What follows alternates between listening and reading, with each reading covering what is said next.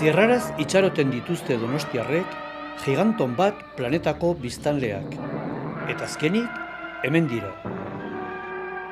Kontxako hondartzan lurreratu dira. Eta behin lurrean, hiria zeharkatzen hasi dira, alaitsu eta jakin minez beteta. Artzain onaren katedrala bisitatu dute, paseo atsegina izan dute Urgulmendia. Eta pintxoak jan eta jan ikusi ditugu alde zaharrean. Eta noski, Kantauri itsasoaz ere gozatu dute. Baina ikusmin handiena eragin dien esperientzia, laster izango dugun aparteko laburmetrai emanaldia da, zalantzarik gabe. Beraz, Altza auzoko Harria parkerantz abiatu dira oraintxe bertan. Eta laburmetrai emanaldia hasi arte, bertan itxarongo dutela adierazi dute. Baina ez dezagun ahaztu, unibertsoko izaki handienak pazientzia gutxien dutenak direla. Eta aspertzen direnean, hiriak suntsitzeko joera dutela.